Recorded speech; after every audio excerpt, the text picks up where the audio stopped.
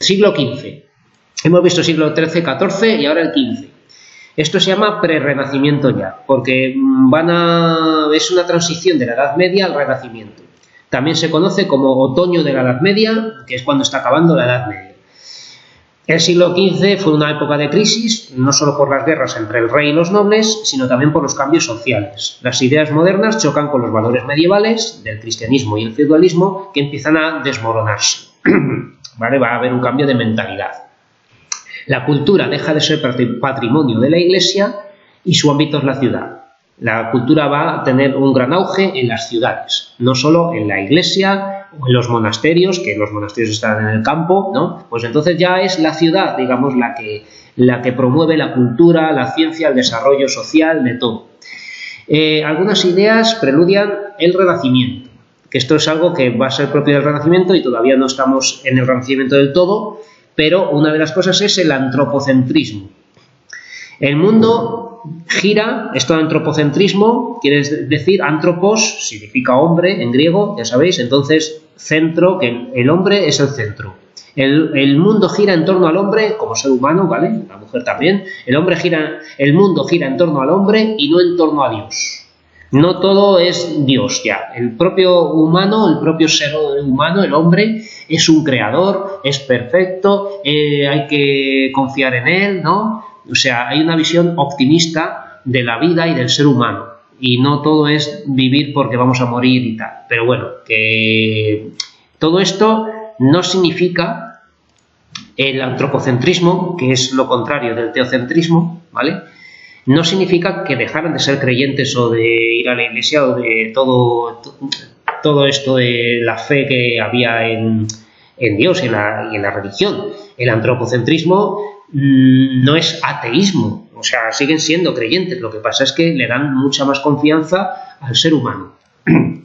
Y luego está esto de humanismo, que es un movimiento intelectual desarrollado en Europa que pretende dar un sentido racional a la vida humana, tomando como maestros a los clásicos griegos y latinos.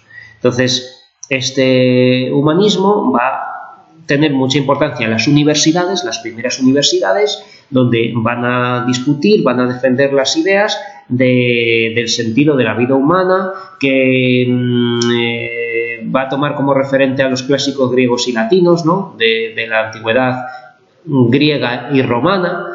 Entonces, esto de humanismo pues es una revolución intelectual también respecto a lo que había antes. Bueno, el mundo rural de la Edad Media va perdiéndose y va cobrando importancia la vida de las ciudades, como hemos dicho, ¿vale? La vida de las ciudades. Surge un nuevo grupo social que es la burguesía.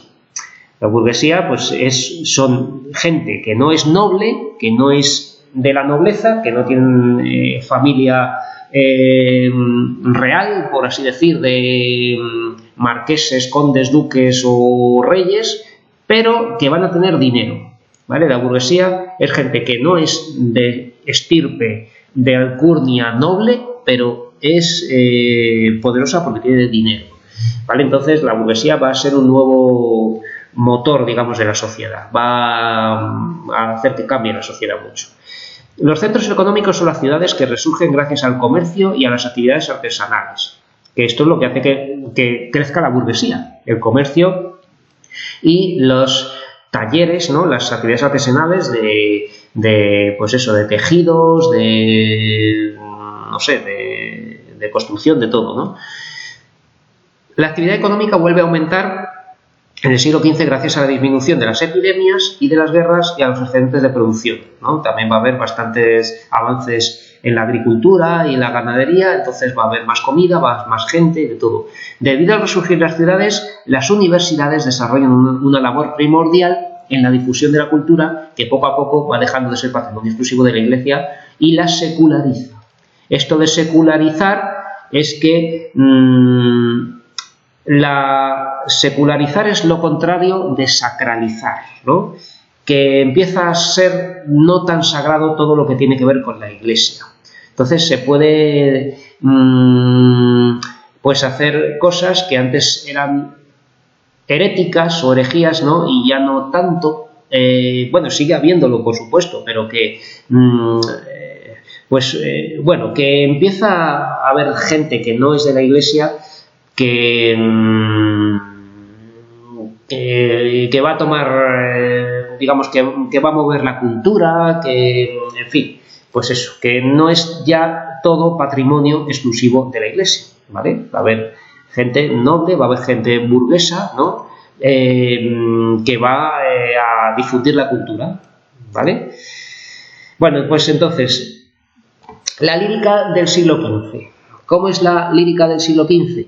Pues sigue habiendo amor cortés, este tipo de amor de vasallaje a la dama, donde se la trata como a una señora feudal a la que hay que humillarse para conseguir sus favores, ¿no? Y esto va a darse con versos de 12 sílabas, dodecasílabos en arte mayor y octosílabos en arte menor, ¿vale? Los dodecasílabos irán cayendo en desuso, sustituidos por los endecasílabos, que son los de 11 sílabas, que van a venir de Italia y van a sustituir a los dodecasílabos. Entonces, a ver si os acordáis un poco de todo esto. Muy importantes eran los cancioneros. ¿Qué es esto de los cancioneros? Pues no son personas que canten canciones, no es eso de un cancionero, no que vaya cantando, no. Los cancioneros eran libros, los cancioneros eran antologías, recopilaciones, ¿vale? Donde se recogían las canciones de los poetas cortesanos con la música que las acompañaba. Estas canciones tenían un lenguaje culto y difícil que reflejaba su alto nivel social y cultural. Como eran nobles, esta gente quería hacer gala, destacar su cultura, su formación, su elegancia, entonces usaban un lenguaje un poco culto y difícil. Y el tema solía ser el amor no correspondido, un amor a una dama que no les quiere, ¿no? Un amor no correspondido, un amor que, pues eso, de pena, de despecho, como de desprecio, de que, bueno, pues si no me quieres me voy a buscar a otra, ¿no? Pero de alguna manera es siempre un amor que no ha tenido éxito, un amor que no está teniendo éxito, un amor que va mal, un amor no correspondido. ¿Vale? Y esto lo componían trovadores, que eran poetas cortesanos, nobles e incluso reyes, había reyes trovadores que componían y cantaban sus canciones de amor. Muchos reyes y nobles se enorgullecían de sus composiciones trovadorescas, porque claro, esto era algo que les dignificaba, ¿no? Hacer poemas de amor era, pues como si hoy un político le vemos competir en un torneo deportivo o algo así, ¿no? Dicen, joder, lo que hace aquí el presidente o el ministro, ¿no? Bueno, pues estos lo que hacían era componer canciones, ¿no? Que eso es algo que les daba fama. Vale, entonces estos poemas son de amor cortés, que es este tipo de amor que os estoy diciendo, de vasallaje a la dama, ¿no? Pero también había poemas alegóricos o filosóficos que hablan de la muerte y de la fugacidad del tiempo. Los autores más importantes son Juan de Mena, el Marqués de Santillana y Jorge Manrique. ¿Vale? Los tenéis aquí. Juan de Mena escribió poemas de amor y filosóficos, entre los que destaca, entre estos poemas filosóficos, el Laberinto de la Fortuna, o Laberinto de Fortuna, ¿vale? Que habla de la diosa Fortuna que mueve el destino de los demás, ¿no? Las ruedas del presente, pasado y el futuro, y hay gran influencia de los autores clásicos. El Marqués de Santillana, Íñigo López de Mendoza, era un poderoso noble castellano que tuvo mucha devoción por la cultura, el estudio, la literatura, ¿no? Había leído muchos libros, tenía una buena biblioteca. Y en poesía popular, en clave popular, escribió Las Serranillas, que eran poemas sobre una pastora o una mujer que vive en el monte y que se encuentra con el propio poeta y tienen una conversación porque el poeta va a intentar conquistar a la serranilla y en muchos casos va a ser rechazado y otras veces pues sí que tiene éxito con ella, ¿no? Entonces son poemas muy simpáticos, muy con esta curiosidad de que alguien noble y culto se encuentre con una pastora del campo, ¿no? Entonces va a ver ahí que ella es muy guapa, pero él son de distintas clases. Bueno, en fin, las serranillas son algo que tenía éxito porque era una visión bastante simpática y todo aquello. Y el Marqués de Santillana también escribió sonetos al modo italiano, ¿vale? Que eran ya estrofas, unos poemas que venían de Italia, ¿no? Y los sonetos pues luego tendrán gran fama en la literatura española, en mucha difusión, pero este fue, digamos, un experimento porque todavía no tenían mucha acogida, ¿vale? El Marqués de Santillana fue uno de los primeros que escribió sonetos al modo italiano. Y luego Jorge Manrique, que es muy importante, que es el hombre que se toma como modelo de poeta y soldado, porque esto dignificaba mucho también a los nobles, que fueran diestros en armas y en letras. Tenía muy buena reputación alguien que fuese a las batallas, que luchase, que supiese manejar las armas y que además tuviese la elegancia y la inteligencia de ser bueno en las letras, en leer, en escribir poemas, ¿no? en recitar esos poemas. Entonces Jorge Manrique fue un modelo de poeta y soldado. Su obra más famosa es Coplas a la muerte de su padre, y también escribió muchos poemas o algunos poemas muy buenos de amor, ¿eh? También, aparte de las coplas a la muerte de su padre, también escribió poemas de amor. Y murió luchando por Isabel la Católica cuando todavía no era reina y estaba Castilla en plena guerra civil, ¿no? Que había partidarios de Juana la Beltraneja y los de Isabel la Católica, y ganaron los de Isabel la Católica. Vale, Jorge Manrique murió en el asalto de una fortaleza. Vale, lo tenemos aquí, que fue el poeta de mayor éxito del siglo XV, encarna el ideal de caballero renacentista, soldado y hombre de letras. Nació en una familia noble y tuvo una esmerada educación literaria, porque su tío era el poeta Gómez Manrique, ¿vale? Que ya tenía un tío poeta, y escribió poemas amorosos y filosóficos, ¿de acuerdo? La obra más importante es Coplas a la muerte de su padre, que trata de una elegía. Esto es un género que se llama elegía. Elegía, es esta palabra para que la aprendáis. Elegía es un poema fúnebre, un poema que expresa la pena o el dolor por alguien que ha muerto, ¿vale? Eso es una elegía. Es un poema de dolor o llanto, ¿no?, sobre la muerte de alguien, la muerte de un ser querido. Eso es una elegía. Entonces, Coplas a la muerte de su padre es una elegía. Una de las novedades está en la métrica que emplea, con versos cortos, lejos de la solemnidad de otras elegías. Versos cortos. Usa versos cortos, que es una innovación, porque normalmente usaban versos largos. La estrofa se conoce como copla de pie quebrado, y esto es el nombre de la estrofa que inventa y utiliza Jorge Manrique. En ella se alternan dos versos octosílabos con uno más corto, tetrasílabo, pentasílabo, al que se le llama pie quebrado, ¿no?, porque está como por la mitad. Su esquema es este: 8A, 8B, 4C, 8A, 8B, 4C. ¿Vale? Son 6 versos, 884, 884, o bien 885, 885, y la rima va a ser ABC, ABC. ¿Vale? Vamos a ver alguno. En las coplas aparece una serie de tópicos. Tópicos son temas que se han ido repitiendo a lo largo de la historia de la literatura. Un tópico es un tema común que se ha repetido a lo largo de la historia de la literatura y que suelen tener nombres en latín, ¿vale? Porque empezaron con la literatura latina, romana, ¿vale? Los tópicos que aparecen en este poema son la fugacidad de la vida, tempus fugit, el tiempo huye, ¿vale? El poder igualatorio de la muerte, omnia mors aequat, ¿vale? La muerte iguala a todos. ¿Qué es lo que quiere decir esto? Omnia significa a todos, ¿no? Y la muerte, mors, iguala, ¿de acuerdo? Poder igualatorio de la muerte.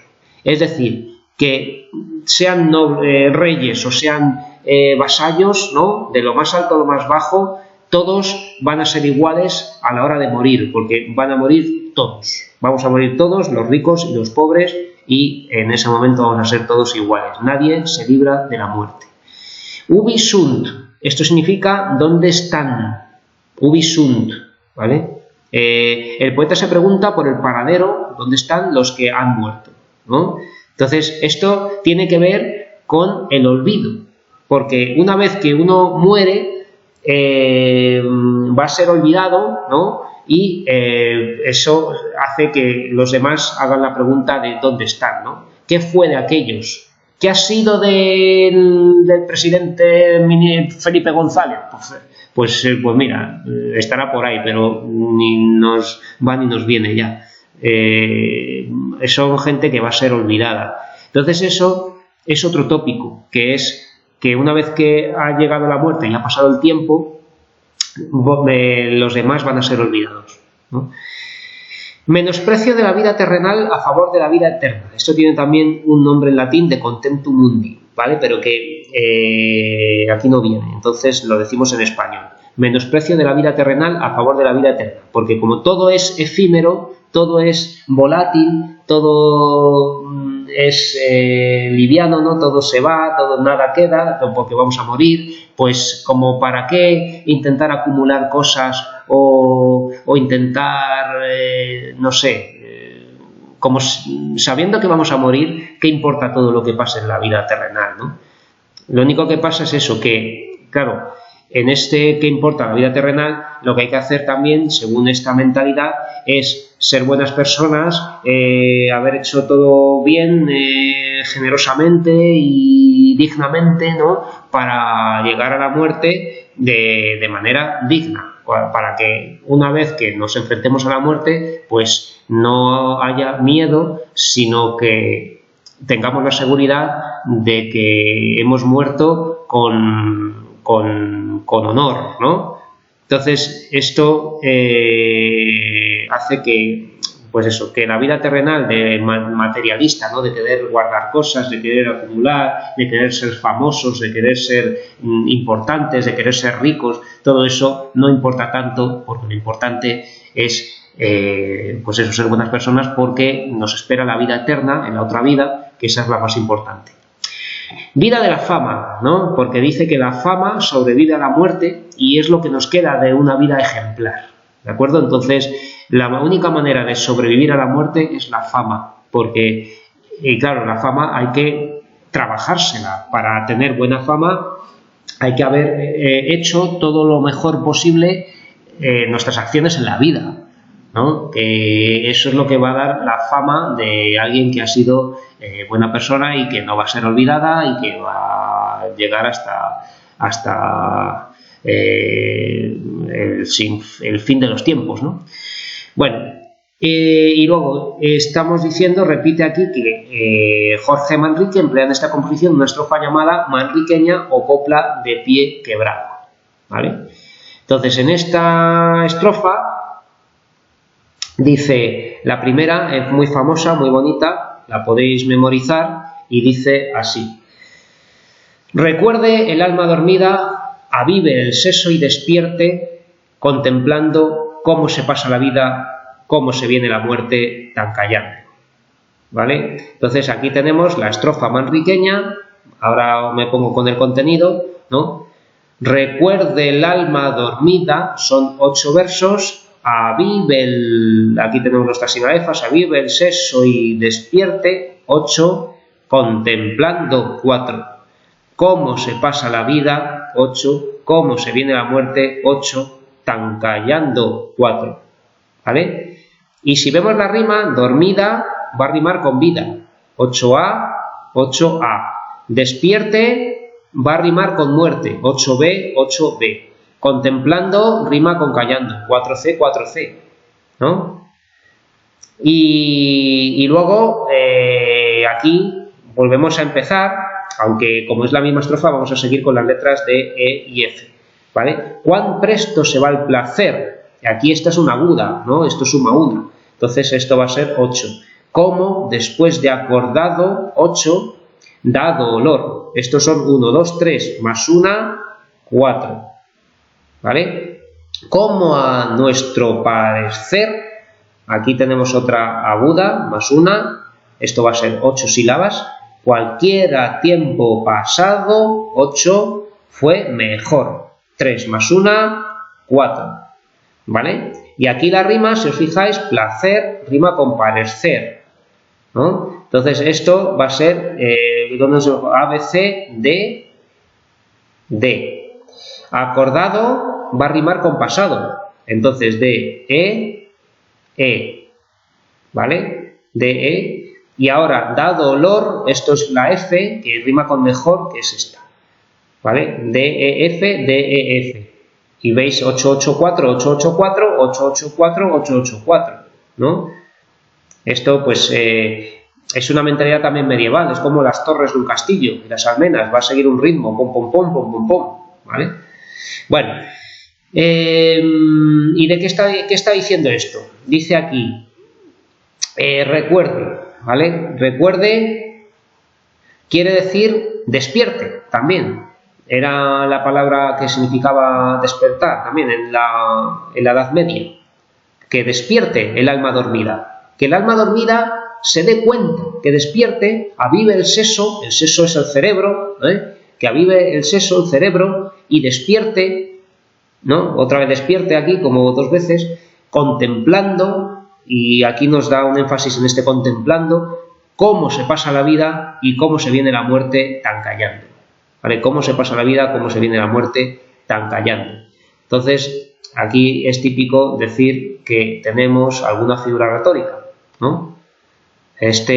Recuerde el alma dormida, ¿vale? Si queremos aquí de hablar de personificación, pues bueno, avive el seso y despierte contemplando cómo se pasa la vida y cómo se viene la muerte. Aquí tenemos 2 figuras retóricas muy fáciles de reconocer. ¿Cómo sé y cómo sé? Estos que empiezan igual, esto es una anáfora, ¿vale? Y cuando tenemos que coincide la misma estructura sintáctica en 2 versos, ¿no? ¿Cómo se pasa, viene, la, vida, muerte, ¿vale? Todo esto, a ver, esto y esto, cómo se pasa la vida y cómo se viene la muerte, estos 2 mismos versos son paralelismo. ¿De acuerdo? ¿Cómo se viene la muerte tan callando, ¿no? Bueno, podemos hablar de personificación otra vez, ¿no? El alma dormida, la muerte callando, ¿vale? Pues si queremos, venga, vamos a ponerlo por poner algo. Bueno, realmente podría ser algo más complejo, pero estamos en nivel 1, así que lo vamos a ver de manera sencilla. Tan callando, ¿vale? Pues esto sería personificación. Personificación es atribuir rasgos humanos a cosas que no son humanas, ¿no? Ahí va, esto se ha quedado aquí un poco personificación. ¿Cuán presto se va el placer? ¿Cómo después de acordado da dolor? Vamos a ver si tenemos ahí algo. ¿Cuán presto se va el placer? ¿Cuán presto quiere decir cuán rápido? ¿Cómo de rápido se va el placer? ¿No? ¿Cómo después de acordado, cómo después de haberse puesto de acuerdo en que el placer se acaba, da dolor? El placer da dolor. Bueno, y aquí vamos viendo que tenemos varias antítesis. Venga, vamos a poner la antítesis, que es otra figura retórica muy frecuente. Tenemos aquí cómo se va a pasar la vida y cómo se viene la muerte, ¿vale? Entonces, esto, vida y muerte, aquí una con otra, esto es antítesis. Perdón. A ver. Antítesis, ¿vale? Antítesis. Y aquí tenemos placer y dolor, que sería otra antítesis, ¿vale? Placer, dolor, otra antítesis. Vale. Como a nuestro parecer, cualquier tiempo pasado fue mejor, ¿no? Cualquier tiempo pasado fue mejor. Yo aquí diría que esto podemos hablar de hipérbole. Hipérbole es una exageración. A ver, cualquiera tiempo pasado fue mejor, pues bueno, depende, ¿no? No sé, bueno, esto es una cosa un poco mía, pero por lo menos tenemos aquí paralelismo y anáfora, antítesis, personificaciones, ¿no? Y luego, el tópico literario que tenemos aquí, ¿vale? ¿Cuál es? Pues el que hemos visto un poco más arriba, tempus fugit, ¿vale? Que es la rapidez con la que se pasa la vida. Vamos a poner otro color, que se vea mejor, porque si no, a ver, uno que no haya salido, un rosa, venga. Vale, tópico, el tópico que aparece aquí, sobre todo en esto, ¿no? Es el tempus fugit, el tiempo huye.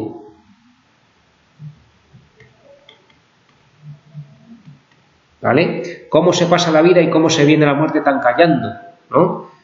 ¿Vale? Bueno, pues esto es una de las cosas que yo os puedo poner en el examen también, ¿eh? Que me pongáis, que me comentéis o que me señaléis alguna figura retórica en una copla de Jorge Manrique, que me digáis el tópico literario, si lo sabéis, que me hagáis la métrica, ¿eh? Todo esto. Y aquí tenéis otro par de poemas. Y en este libro nos señala que otra cosa que aquí tenemos, que nuestras vidas son los ríos, ¿no? Nuestras vidas son los ríos, esto es metáfora, ¿vale? Metáfora, nuestras vidas son los ríos que van a dar en la mar, que es el morir, ¿vale? El mar es el morir, ¿no? Esto es otra metáfora para decir que mar es la manera de ver de manera figurada que es la muerte, ¿no? ¿Vale? Nuestras vidas son los ríos que van a dar en el mar o en la mar, que es el morir, ¿vale? Allí van los señoríos derechos a acabarse y consumir, ¿no? Los señoríos son todo lo que tienen los grandes señores, ¿no? Todas sus tierras y todos sus bienes y todos sus criados y todo, allí van a la mar, a la muerte, ¿no? Allí los ríos caudales, allí los otros medianos y más chicos. ¿Veis aquí el paralelismo y anáfora también? ¿Veis? Aquí tenemos allí, allí. Y aquí tenemos los ríos, los otros, caudales, medianos, ¿vale? Allí, allí los ríos, allí, allí. Esto sería anáfora. Y luego todo lo demás es paralelismo.